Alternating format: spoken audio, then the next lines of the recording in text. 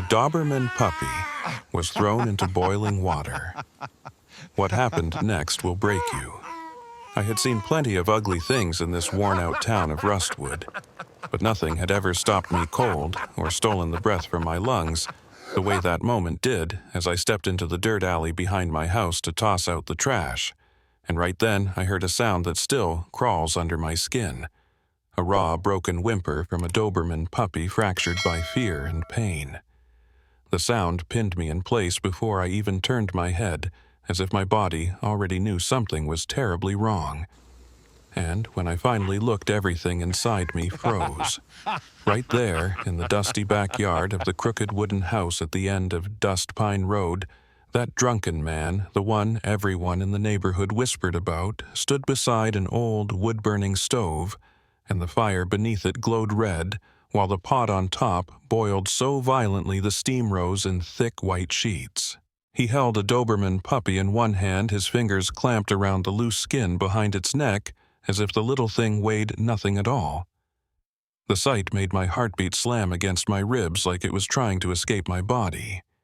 He barked out some slurred curse muddled by cheap liquor before he acted without hesitation and without reason, dropping the puppy straight into the rolling pot of boiling water.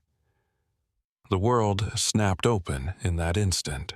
I screamed, "What the hell are you doing?" "Stop."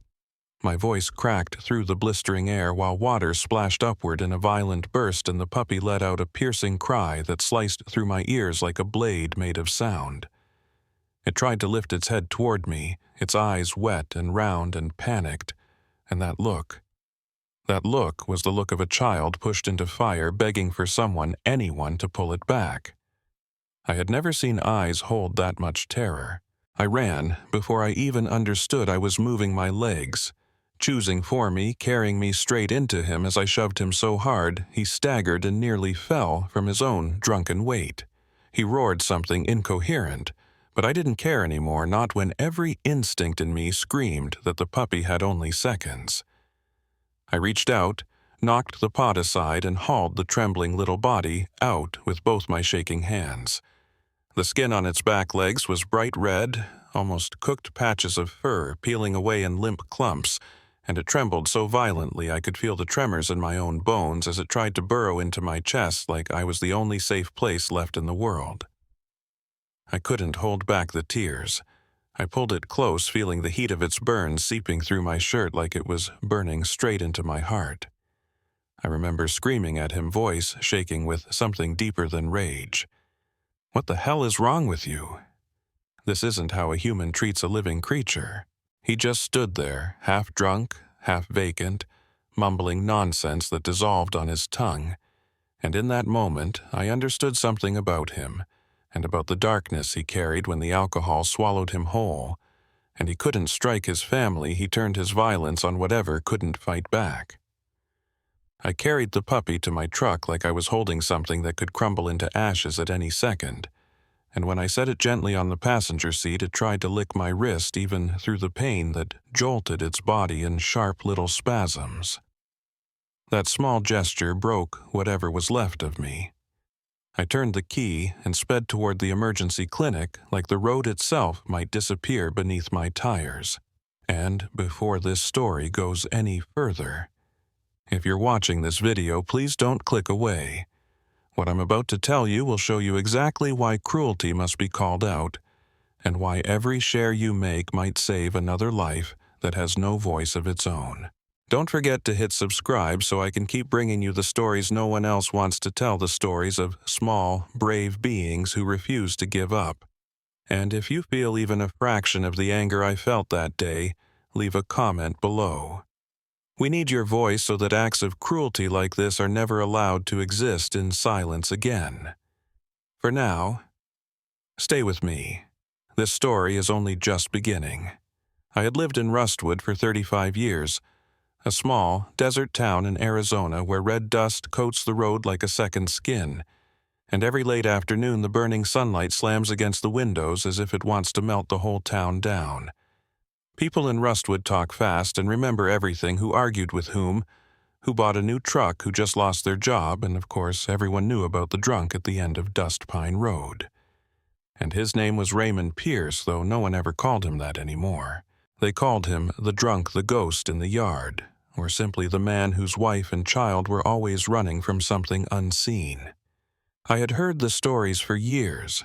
His wife Marilyn, working long shifts at the grocery store, and the 8-year-old boy, Eli, practically living at his grandmother's place because it was the only safe house he had. People didn't say it openly, but everyone understood the reason when Raymond was drunk he wasn't human anymore. He smashed tables. He screamed until his voice scraped. He lost control of his hands. And when his family wasn't around to absorb his rage, he hurt whatever living creature couldn't fight back. I never wanted to believe every rumor. People exaggerate, and I always tried to tell myself that everyone in Rustwood deserved at least one chance to be better. But the day I saw that Doberman puppy in the boiling pot, I knew the stories weren't rumors, they were a truth that tore you apart from the inside. 2 truths existed that day. One was Raymond and the other was me, stuck between fury and responsibility. And both mattered. I tell this story in my own way because I want people to understand that what happened wasn't an accident. It sprouted from a broken home, a powerless wife, a frightened child, and a man who surrendered his life to alcohol long ago.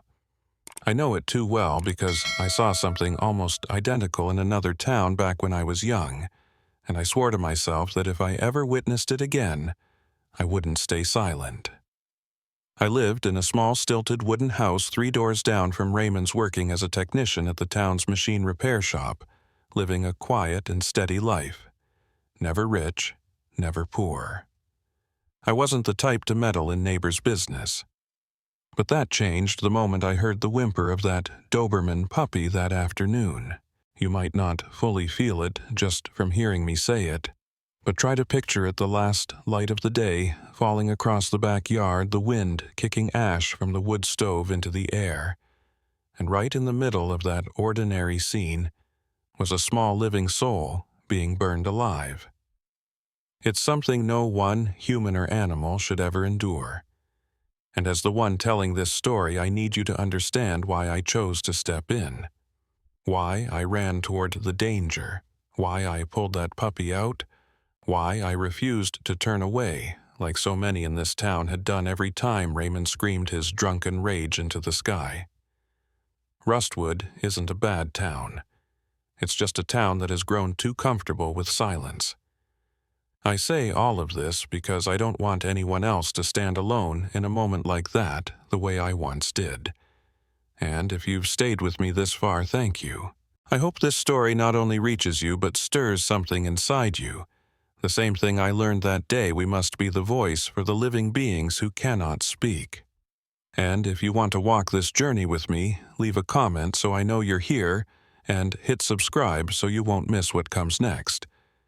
Because the story of that Doberman puppy is only just beginning.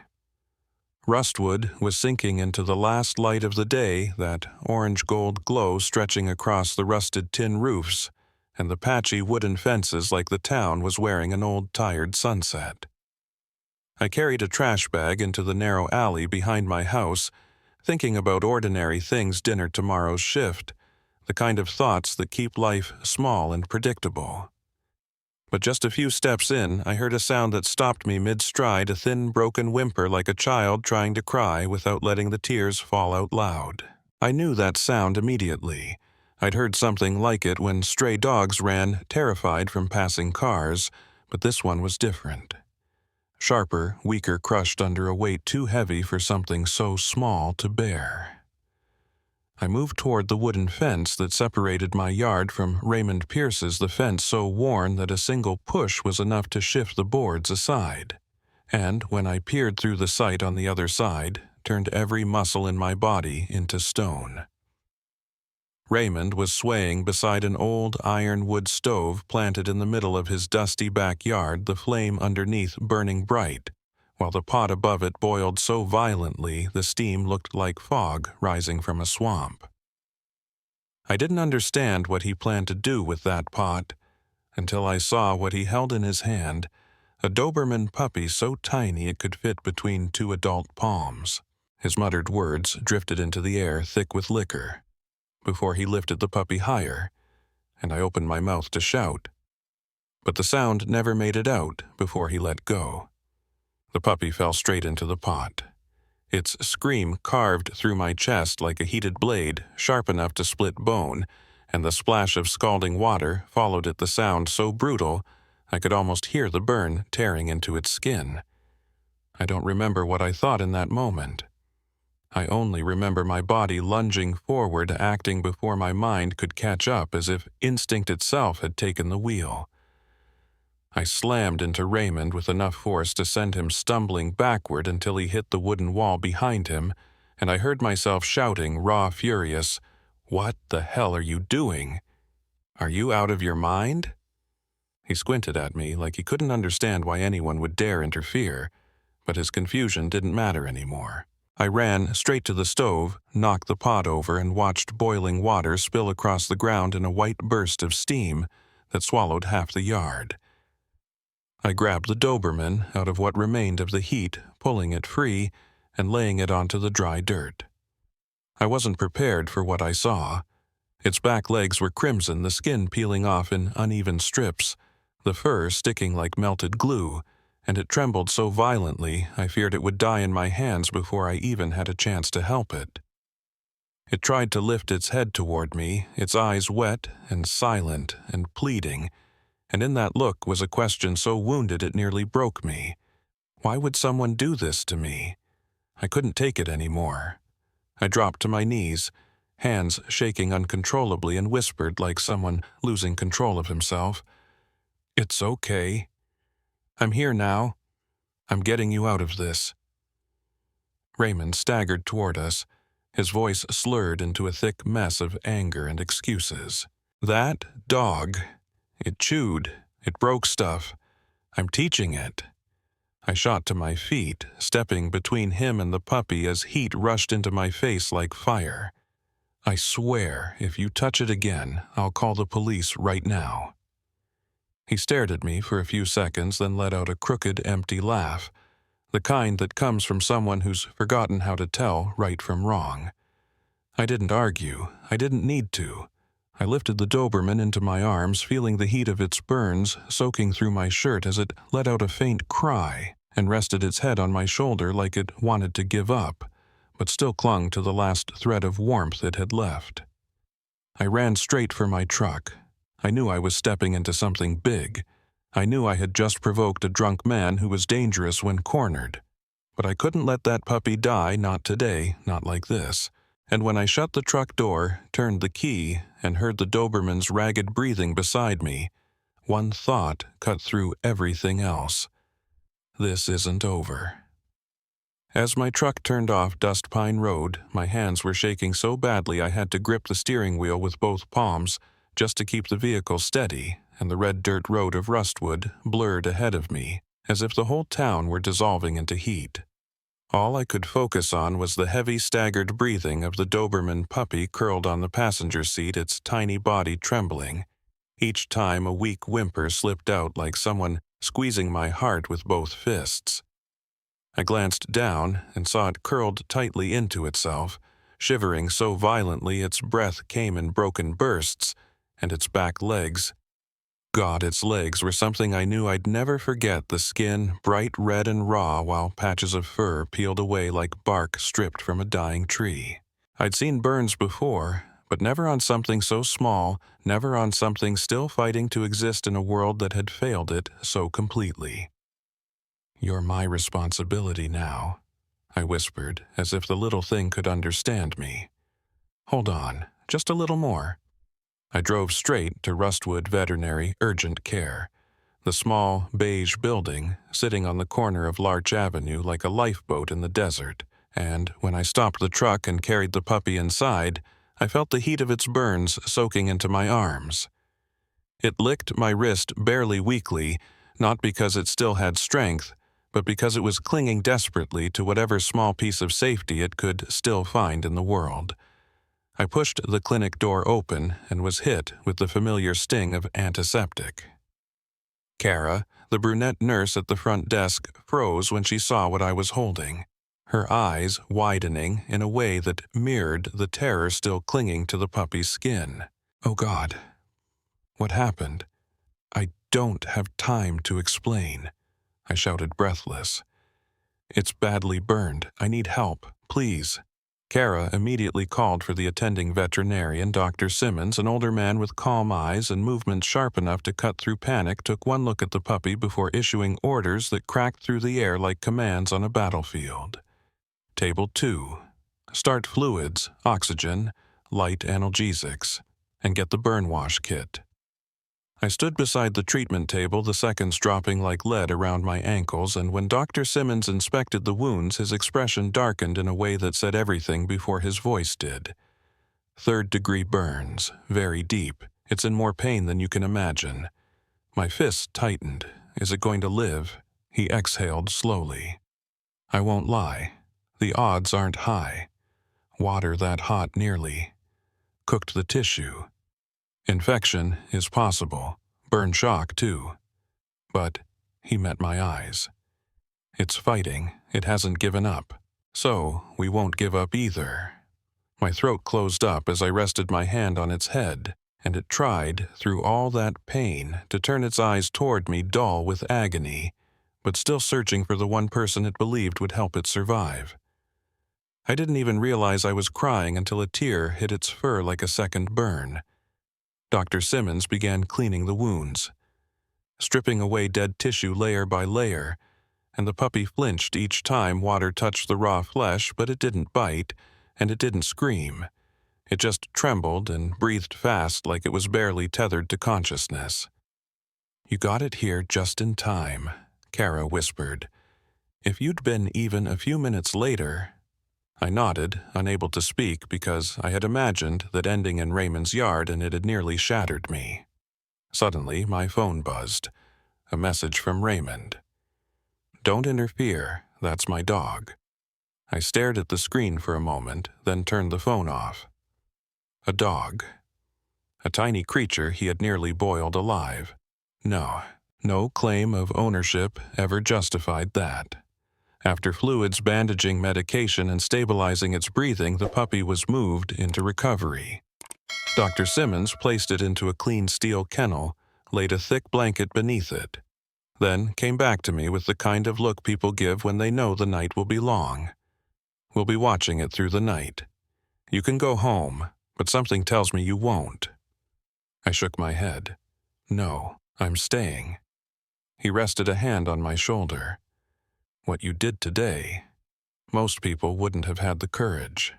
I turned toward the glass window into the recovery room, watching the Doberman puppy breathe in shallow, determined rhythms as it clung to life through a pain it had no words to describe. And in that moment, something clear and final settled inside me. This wasn't just about saving a dog. It was about pulling a living being out of a darkness carved entirely by human hands. I sat down on the hallway chair, eyes never leaving its tiny body. And I knew my life, and its life, had just become tied together in a way I would never walk away from again. I stayed at the veterinary hospital the entire night, not because anyone asked me to, but because I physically couldn't walk away. And every time the Doberman puppy breathed heavily, or its small body jolted from the pain, I felt something inside me splinter a little more. I didn't know if it remembered I was the one who pulled it from the boiling water, but the way it looked at me through the glass door of the stainless steel kennel made it impossible for me to leave even for a minute.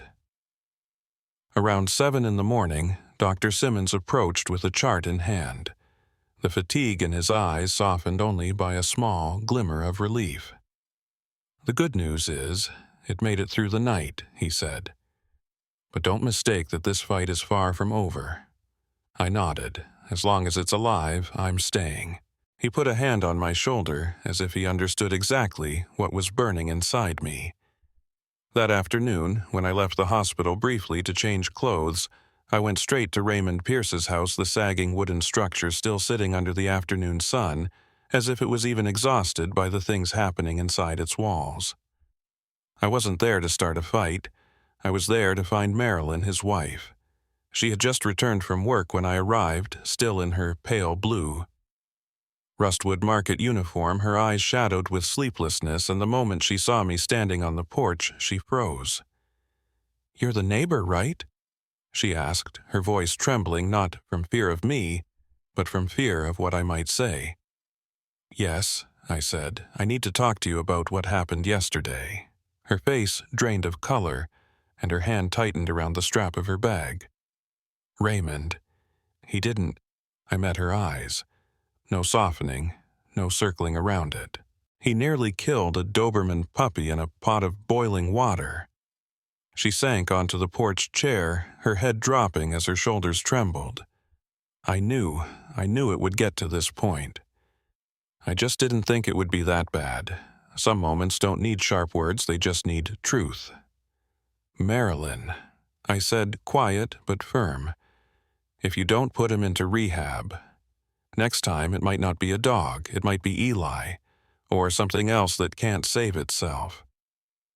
She covered her mouth with her hand, swallowing back a sob. "I don't know what to do anymore. I'm scared of him. I'm scared for Eli. Every time he drinks, I don't know what's coming." I sat beside her, steadying my voice. "You're not the only one who's afraid. The whole neighborhood is.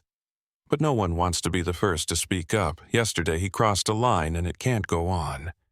She stayed silent for a moment before nodding. "I'll sign the papers. I'll put him in rehab. I can't let this continue." I breathed out, not because I hated Raymond, but because I knew silence had been feeding him for far too long. That evening, I returned to the veterinary hospital. The Doberman puppy was still lying in the kennel, but something had changed. It wasn't shaking as much anymore, and when it lifted its eyes toward me, they were still clouded with pain, but holding a tiny flicker of something else, like the last spark in a long, dark night. I placed my hand against the glass. "I'm here," I whispered, "not going anywhere." What nearly broke me was how it tried, weak as it was, to lift its head in response, as if acknowledging me. I didn't know what kind of connection was forming between us, but it was real, painfully real, and in that moment I understood I hadn't just saved it from Raymond. I was helping it learn how to trust the world again. And at the same time, it was teaching me something too, that sometimes healing begins with looking straight at the pain and refusing to run from it. I stayed at the veterinary hospital all night, not because anyone told me to, but because I physically couldn't walk away. And every time the Doberman puppy let out a heavy breath or its small body jerked from the pain, I felt something inside me crack a little more. I didn't know if it remembered I'd pulled it out of that boiling pot, but the way it looked at me through the glass door of the stainless steel kennel kept me rooted to that hallway like my feet had been nailed in place. Close to 7 in the morning, Dr. Simmons walked over with a clipboard in hand, the weight of the long night sitting on his shoulders. "The good news is it made it through the night," he said. "But don't mistake this, its fight is far from over." I nodded. "As long as it's alive, I'll be here." He placed a hand on my shoulder, the kind of gesture that told me he understood exactly what was burning its way through my chest. That afternoon, when I went home briefly to change, I walked straight to Raymond Pierce's house, the sagging wooden structure lying under the afternoon sun, like it was even exhausted from what had happened inside its walls. I didn't go there to start a fight. I went to find Marilyn, his wife. She had just returned from her shift, still in her pale blue Rustwood Market uniform, her eyes swollen with sleeplessness, and when she saw me standing at the porch, she froze. "You're the neighbor, right?" she asked, her voice unsteady, not because she feared me, but because she feared the words I might carry. "Yes," I said. "I need to talk to you about what happened yesterday." Her face drained of color, and her hand gripped the strap of her bag so tightly her knuckles whitened. "Raymond, he didn't—" I met her eyes, refusing to soften the truth. "He nearly killed a Doberman puppy in a pot of boiling water." She collapsed onto the porch chair, her head bowed, her shoulders trembling. I knew it would get to this point. I just didn't think it would be that bad. There are moments when words don't need to be sharp, they just need to be honest. Marilyn. I said, quiet but firm. If you don't put him into rehab, next time it won't be a dog. It might be Eli, or another living soul that can't save itself. She covered her mouth with her hand, choking back a sob. I don't know what to do anymore. I'm scared of him. I'm scared for Eli. Every time he drinks, I don't know what's going to happen. I sat beside her, steadying my voice. You're not the only one who's afraid. The whole neighborhood is, but no one wants to say it out loud. Yesterday, he crossed a line. It has to stop. She fell silent for a long moment before nodding slowly. I'll sign the papers. I'll put him in rehab. I can't let this keep happening. I let out a long breath, not out of hatred for Raymond, but because I knew silence had fed him for far too many years. That evening, I returned to the veterinary hospital. The Doberman puppy was still lying in the steel kennel, but something was different. It wasn't shaking as much anymore, and when it lifted its eyes toward me, they were still clouded with pain, but carrying the faintest spark like the last sliver of light inside a vast, dark night. I pressed my hand to the glass. I'm here, I whispered, not going anywhere. What nearly broke me was how it tried weakly, desperately to lift its head as if answering me. I didn't know what bond was forming between us, but it was real, painfully real. And in that moment, I understood something with absolute clarity. I hadn't just pulled it away from Raymond. I was helping it relearn how to trust this world again. And at the same time, it was teaching me something, too, that sometimes healing begins not by turning away from pain, but by finally choosing to face it. A year had passed since the day I pulled that Doberman puppy out of the boiling pot, and Rustwood still looked like the same weathered Arizona town with its sun-bleached tin roofs and the scorching light pouring over Dust Pine Road. But for me, for Blaze, everything had changed in a way that could never be undone. I still remember the morning after I signed the adoption papers when Dr. Simmons placed Blaze into my arms. It was still weak, still trembling, yet those brown eyes, fogged by everything it had survived, held something that felt like a promise. A promise that if I kept walking forward, it would try its hardest to follow. My life began to orbit around ointment sessions, around holding its legs steady while teaching it to stand around nights spent lying on the living room floor, because it refused to sleep unless it could hear me breathing beside it. Some nights, it shook so hard from the pain that I had to hold it like it was falling apart, whispering to myself as much as to it I made a promise. Don't give up. Blaze grew slowly. The burns left its skin rough, its fur uneven, its back legs always a little uncertain. But I had never seen a creature with more determination than that one small dog, fighting its way back to life. Every day it tried to run a little farther, jump a little higher, and every time I stepped back a few paces to call it, it pushed through the pain to reach me step by painful step. And then, one June afternoon, with the sunlight spilling across the grass in the backyard, Blaze suddenly managed 3 full steps without falling. It looked back at me, its tail wagging so hard its whole body tipped sideways, and I laughed, dropping to my knees with open arms. It ran into me, and in that moment I knew every second had been worth it. As for the Pierce family, I still saw Marilyn leaving for work in the mornings, her eyes no longer shadowed with exhaustion the way they once were, and she had started smiling again, a small, cautious smile, but a real one. Eli returned home after living with his grandmother for months, riding his bicycle in circles across the yard with laughter that lifted into the sky like something newly freed. For a long time he avoided looking his father in the eye, but the distance began to soften once Raymond came back from rehab. I saw Raymond for the first time after his return on a brisk autumn morning, standing at his doorstep with a face thinner than I remembered, and eyes that no longer burned with the wildness I had seen on the day he dropped that puppy into the pot. He looked at me for a long moment, not with challenge, not with fear, but like a man who had hit the bottom and was learning how to climb out. "Thank you," he said softly, his voice rough like someone relearning how to speak. I said nothing. I only nodded. Forgiveness to me wasn't about erasing what happened. It was about refusing to let it rule the rest of my life. Raymond still didn't come near Blaze. I never asked him to. I didn't want Blaze facing memories it didn't deserve to carry, so I kept Blaze with me always in a place made of safety and quiet love. A year passed. Blaze was strong now, its back legs still carrying a slight limp but no longer hurting, and it followed me everywhere onto the back porch into the garage around town, curling beside my feet every night. The scar on its back remained a mark of the darkness it had climbed through. And I had learned something I never expected.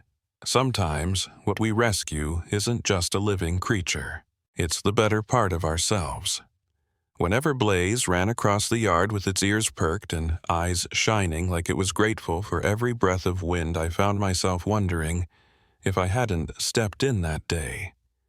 Would this dog have ever had a chance to live? And would I still be the man I believed I could be? I know you're listening to this story from somewhere, maybe a big city, maybe a small town, maybe a quiet corner of the world, and all I hope is that when you hear it, you remember one thing. Compassion is never a small act. It alters destinies. It saves the lives of beings who cannot speak for themselves. And it keeps a little light alive in this world. If this story touched you, leave a comment, share it, and hit subscribe so we can spread more moments of kindness together. Not for me, not for the storyteller, but for the small voiceless lives out there just waiting for a hand to reach out at the right moment. Thank you for staying until the end. Blaze and I will be waiting for you in the next story.